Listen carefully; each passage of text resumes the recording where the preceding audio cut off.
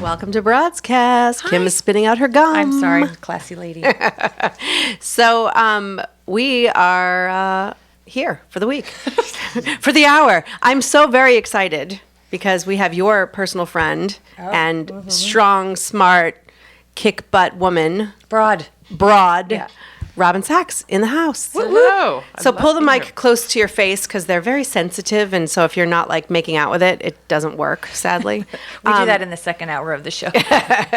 yeah, if all goes well. So you sent me an article, a post this week. Me. You, Kim. Yeah. That men are intimidated by smart women. It's a new thing. It's a new thing. Yes. Yes. Sorry, that's been the basis of my dating existence. Yeah. Exactly. Well, that's what's funny about it is that a survey has come out or some sort of study, or it doesn't even matter because that has proven once and for all that men are intimidated by smart women. Or if they're not intimidated, then they want you to be their mother, and then you have to mother them, and those are the ones that aren't intimidated. So when you get that choice, it's the choice of intimidation or completely needy. Right. Well, there you go. Seems. Ladies and gentlemen. No. But I'm not a hater. Yeah. Are you single? I have a very serious boyfriend. Oh, okay. So you're Happily boyfriend and going through a divorce. Okay, but and you don't have to share anything you don't want to, but between your marriage and your new partner, did you date a lot, and did you find that people were intimidated because you happen to be an incredibly smart, articulate, well-known public figure? Do you think that people were intimidated by you? I think people either like me or they completely hate me. There's kind of no in between. It seems like there's people who can kind of connect with strong people.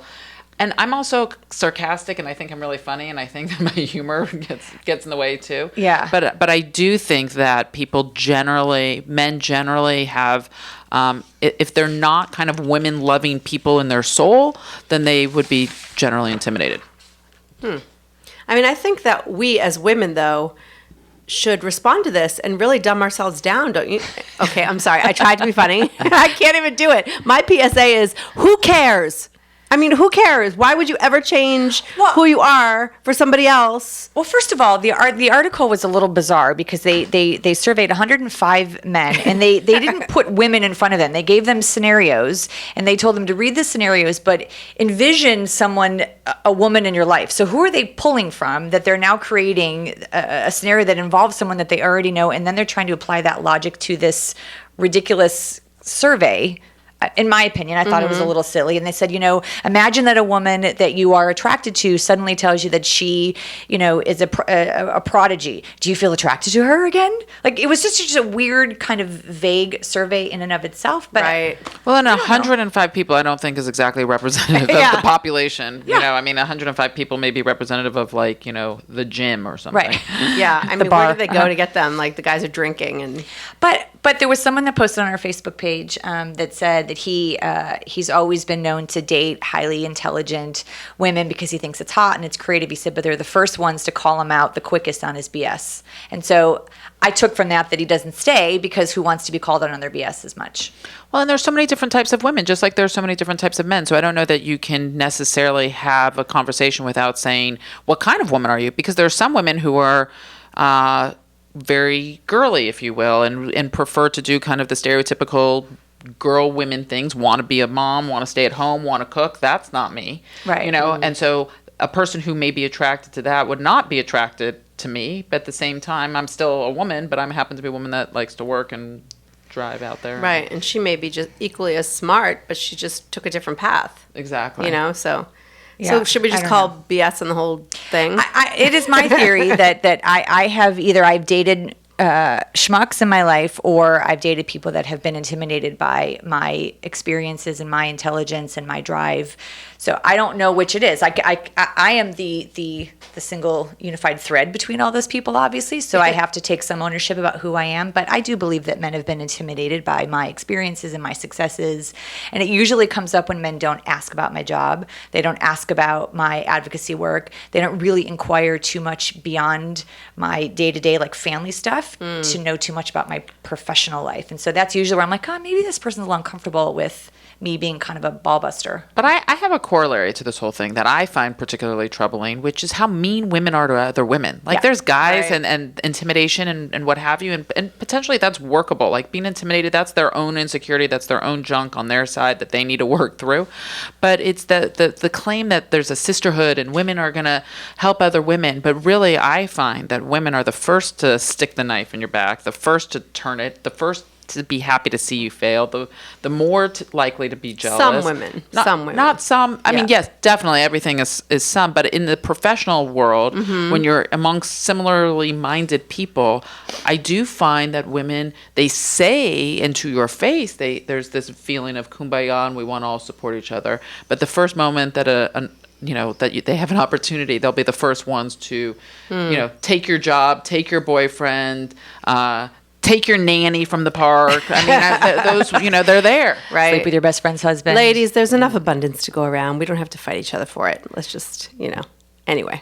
So we just, if you're tuning in, Robin Sachs is with us here this morning. She is a nationally recognized litigator in both criminal law and family law. And I've met Robin a long time ago through media stuff, but also because you're a staunch advocate for victims' rights and for sexual assault victims and child abuse cases. And so I'm just glad that you came to join us today. But just in case people are just tuning in, we didn't want to forget to tell them who you are. Well, thank you for having me. I love being here. Hey, I think it's also cool over here in Newhall, by the way. Let me just give a shout out to Newhall. Yes. Like it's kind of like happening over here. It's really quaint little town. They've been building it. This town. Yeah, it's fun. It's fun. So, all right. So there are two words. Oop! Don't look. Sorry, Peter. Okay. There are two words that a new study says are the secret to a happy marriage. What two words do you think they are? Sex. Sex. That's Sex one word. and dinner. No, but two words that you would say to another person. Oh. I know the answer to this. You do? I do because I saw the story. Oh, you did? I Thank purposely you. didn't send it to you. Isn't that thank you? Is it thank you? It is thank you. Mm-hmm. And so they're saying that, gratitude and the words thank you could be the secret to a happy relationship. What do you ladies, broads, think of that? To the two divorced women in the room? That's funny. Listen, I'm happily divorced. I'm happily divorced like, too. thank you, I'm divorced. But a shout out to my ex-husband. He's like, first of all, he lives around the block from me, and he, we co-parent very well. I call him for advice. We have a very good relationship. Terrible husband, great dad, good friend, wonderful lawyer. So I'm happily divorced in that way. Yeah. But I think that there's a feeling in marriage that a feeling of needing to be understood. And I think that's where the thank you comes from, which is if you feel like the person has empathy for where you are, what you're going through, and you just want someone to understand and get you, then that would naturally parlay into saying things like thank you. Right. I just think gratitude as a whole, like to feel valued is so important, and at first I was like, oh, is it, I'm sorry, or any of that. But like, I like that it's something positive. For example, this morning we've had one of our kids has been sick off and on for almost a couple months now. And so we've really had to shuffle and do things. And my daughter had something at school this morning. And while both of us were going to go, all of a sudden only one of us could go because we had to stay home. I mean, it's a story that we all can relate, But my husband then said, well, go to your radio show and I'll call and I'll tell work that I'll be there at noon, And so it wasn't even a question for him that this is a priority for me. This is something that's, important. And so he went to my daughter's school. He came back, replaced me with the other child, and I'm here. And so to my husband, I say, thank you. Shout out to Mr. Jackie. Well, I think though in general that we don't say thank you. And he's fine with being called that. Yeah. He was called Mr. Morgan on our honeymoon because I had booked it. And so we had just gotten married. I just became MacDougall, and he was like, and they were like, hello, Mr. Morgan. He's like, I'm just going to get used to that. Well, so no, my married last name I still have because I haven't finalized my divorce yet, and so on my passport and on all my travel stuff, it's my married name. And the worst is when my boyfriend and I go somewhere and they call him my husband's last name, and it's really bad. Yeah, that's much worse. He doesn't like that. I can tell you that does not go over That happened well. to me, man, hundreds of times. But I think in general, saying thank you is a lost art overall. I think that I found this the other day. I was having lunch with someone, and this woman had come into lunch, and she just gotten her hair done. And the whole table was like, wow, your hair looks great. And immediately she says, well, this was happened and that happened and didn't do this and it didn't do that. And I said, say thank you. Like, we don't stop and acknowledge that someone's validating. We don't stop and acknowledge that someone's being gracious or someone's being kind and that someone actually might be wanting to pay you a compliment. But you know what I look at that woman is that she can't even take, the sadder part is she can't even take it in as a compliment. Yeah. So she doesn't even think to say thank you because she can't just take in the compliment. Do you think We're that's not more taught. You have to be taught how to take a compliment. And I think when we're young girls and, we're taught so much, like to push the attention off of ourselves, you know what I mean? So I feel like we're taught not to say thank you. No, I actually think the opposite. I think we're taught to say thank you so much that it doesn't hold meaning. Every time you walk around a kid, say thank you, make sure you say thank you, say thank you, say thank you. But as you get older, the insecurities start to settle, the questions, the lack of confidence. But if you're saying thank you, it's people, I think, believe then that's them saying, then I agree with what you're saying, and therefore I am being a pompous, egotistical person. Yeah, I say on fleek.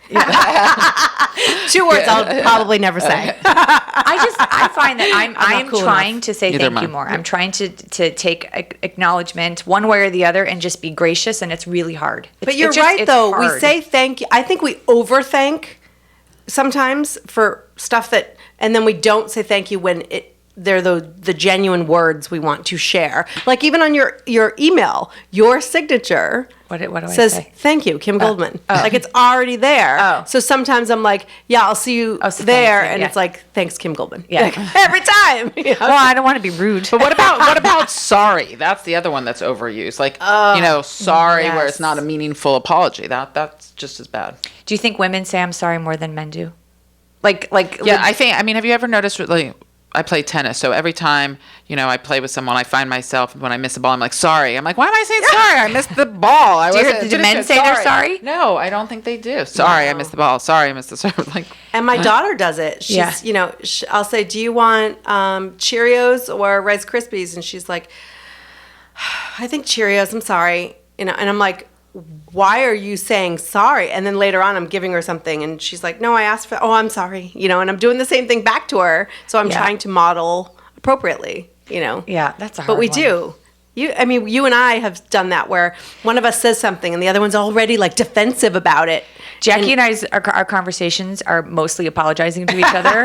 It's the funniest And then apologizing thing. for apologizing. Yeah, and then we really need to stop doing that. I'm so sorry. And they're like, just stop with the sorry. We're really trying to help each other, and I think words. I mean, that's the thing. By the way, we use so few of them now with texting. And by the way, I just got that like Bitmoji thing where I love Bitmoji. It's really so now I don't even have to like type in words. I can just send pictures. Mm-hmm. But because of that, I think the ones words, with your own character. Yes, Oh my gosh, they're the best. Yeah, with the word. Yeah, like I did one today. I'm like obsessed with them. I sent it to my daughter today. I'm like, feel so cool. But I too hear my son starting to apologize for things, and it hurts, because I'm thinking, why is he truly apologetic for something that he thinks he's done and he's ashamed of, or needs, a hug, or has remorse over, or is it just, I'm sorry I didn't please you, I'm sorry I didn't accommodate you, I'm sorry I didn't, is it a nervous I'm sorry? I don't know. What about not saying what you need?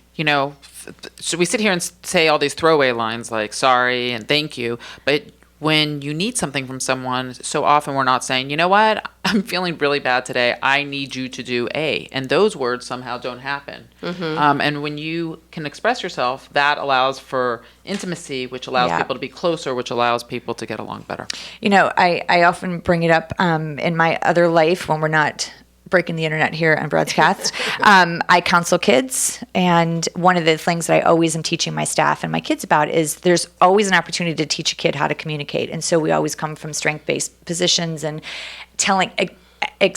teaching kids how to express their needs and their wants and having it not be a selfish thing. And all of our kids will say, well, it sounds so selfish. I'm like, sometimes it's okay to be selfish. Selfish has such a negative connotation. Mm-hmm. But I think if we can learn how to be selfish, because it means putting ourselves first so that we can be the best humans we can, not at the expense of somebody else, but because we need to take care of us so that we can be better humans for others. And that sometimes starts with, I need quiet. I need help. I need, support. I need a hug or whatever it is. And we're not taught. I certainly wasn't taught. We are to do taught that. in one place. I'll tell you where we're taught that.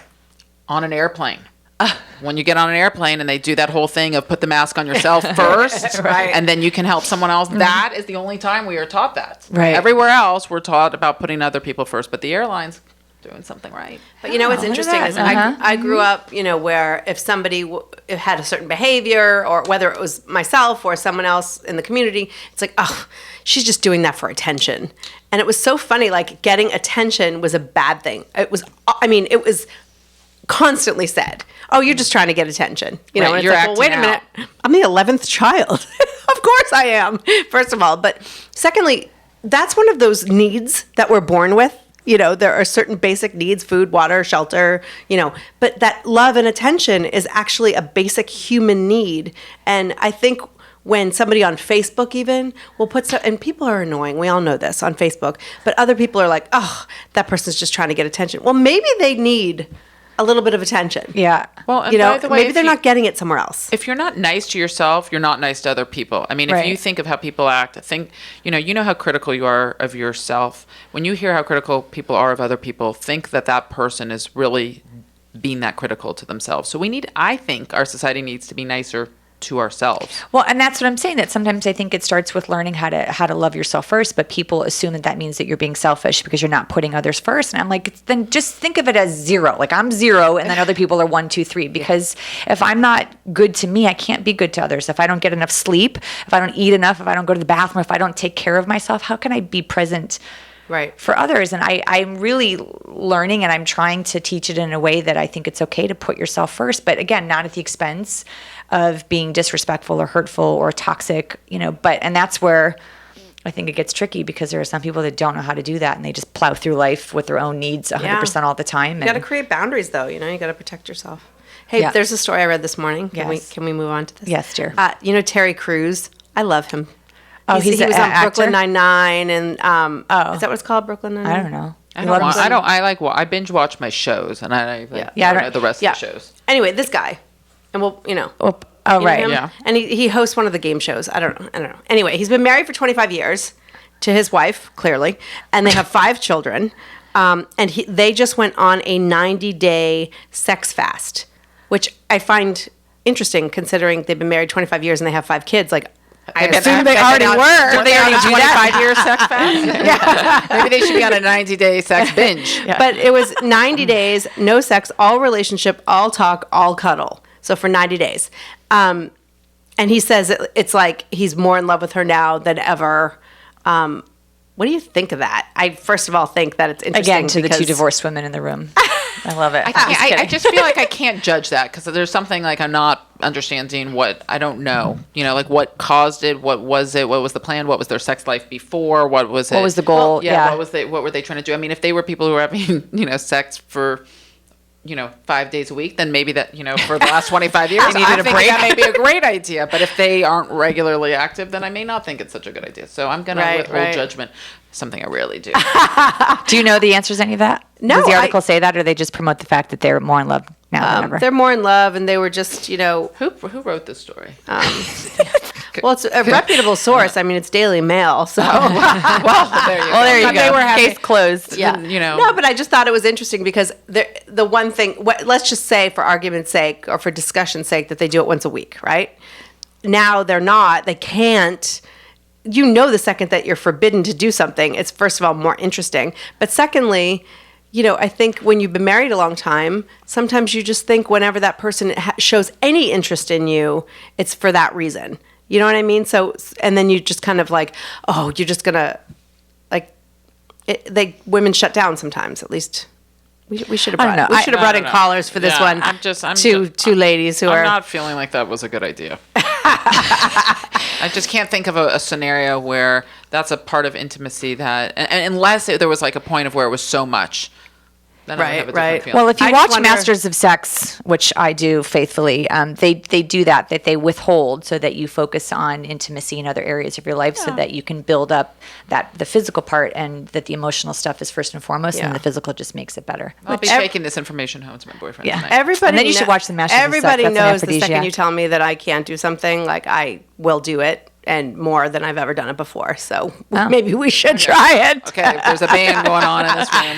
Mr. Jackie. All right. Yeah. So when we get Mr. Jackie, so when we get back, we're going to talk the 5 mistakes people are making and when it comes to legal issues with Robin Sachs. We are listening to Broadscast on KHTS.